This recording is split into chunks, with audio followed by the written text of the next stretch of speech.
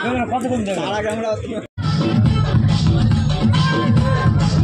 Good morning everyone, তোমরা কেমন আছো?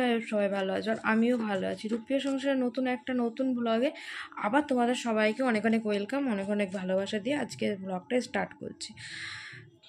তো বিয়েবাড়ি কেটে গেছে, ঠিক আছে। আর দেখো মানে মেকআপ করেছিলাম, ছোটোখাটো মেকআপ তো করতেই হয় বিয়েবাড়ি অনুষ্ঠানে। তো মুখে দেখো প্রচুর পরিমাণে র্যাশ বেরিয়ে গেছে, আর এই আমার অ্যালার্জির সমস্যার জন্য মানে কী যে করবো আমি বুঝতে পারছি না। স্কিনে ডাক্তারও দেখিয়েছি, তো তাতেও কোনো কিছু কমছে না।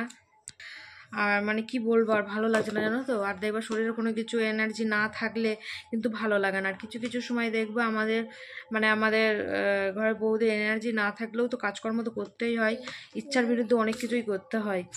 তো এর নামে সংসার করতে গেলে সব কিছুই মানিয়ে নিয়ে চলতে হবে। মানে ইচ্ছা নেই তবু বিয়েবাড়ি দৌড়তে হচ্ছে, মানে পরপর মানে একদিন আজকে একজনের বিয়ে হলো, তার বউ ভাত মিথ্যে মিথ্যে আর একজনের বিয়ে হয়ে গেল, মানে ভালো লাগছে না তবু যেতে হবে। আর এই কদিন মোবাইলে এতটাই সমস্যা হয়েছিল জানো তো, অ্যাপসে কোনো কাজ করছিল না, মানে মোবাইলটার কি সমস্যা হয়ে গেছিলো। তো আমি মানে ভিডিওগুলো তোমাদেরকে দিতে পারছিলাম না। তো কি বলবো, মানে আমার এতটাই ব্যাড লাক যে আমার ভিডিও তোমরা কেউ দেখতেই চাও না। মানে ইউটিউব খুললে তো দেখি কত মানুষের কত কিছু ভিউয়ার্স, কত মানে সাবস্ক্রাইবার, কত কিছু, কত কমেন্ট, কত লাইক। সত্যি আমার ব্যাড লাগ যে আমার কোনো কিছুই না, এতটাই খারাপ হয় যে আমি কিছু করি। তো ভ্লগগুলো দেখতে থাকো, দেখি আমার লাক কবে ফেভার করে আমার জন্য।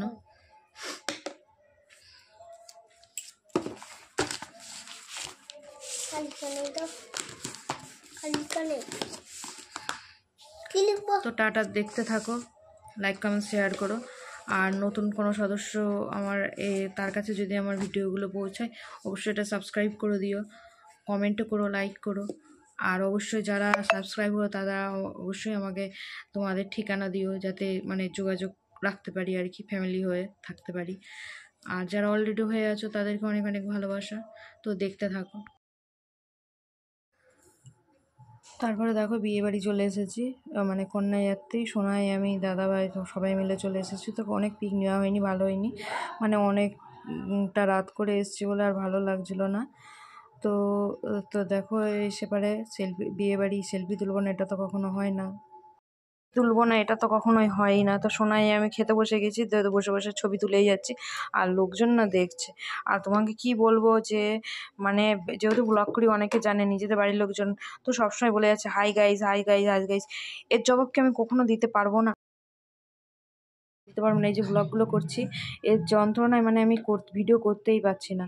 তো সবাই দেখো খেতে বসে গেছি, তো খাওয়া দাওয়া এবার সবে মাত্র মানে কি দেবে, আমাদের টেবিল পরিষ্কার করে গেল, দেওয়া হবে।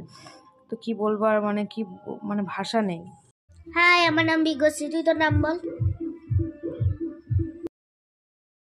তারপরে বিয়ে বাড়ির পরের দিন চলে এসেছিলাম আমার ভাইয়ের বউ আর ভাইয়ের মেয়ে। তো এরাও হচ্ছে ইউটিউবার, তো জানোই। আর ওটা হচ্ছে আমার ভাইয়ের মেয়ে, ষোলো আনা একটা চ্যানেল আছে ওর, জানোই সবাই। আর এটা হচ্ছে আমার ভাইয়ের বউ, হচ্ছে এর চ্যানেলের নাম হচ্ছে শিল্প সাহিত্য বাই বৈশাখী।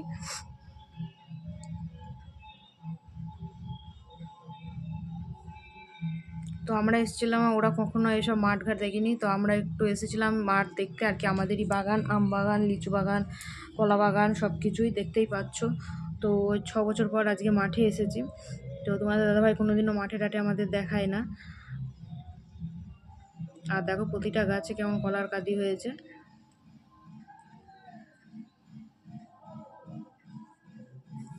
কি বলছিলে?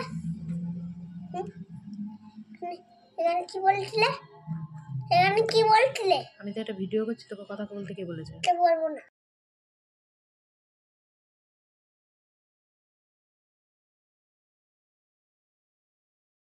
দেখো কত মানে এঁচড় ধরেছে, দেখ। আর সব উপরে এঁচড়, মানে নিচে নেই। আর গাছটা মনে হচ্ছে চালাক, যে মনে হচ্ছে উপরে এঁচড় হয়েছে, নিচে থাকলে লোকে পেটে নেবে, তাই।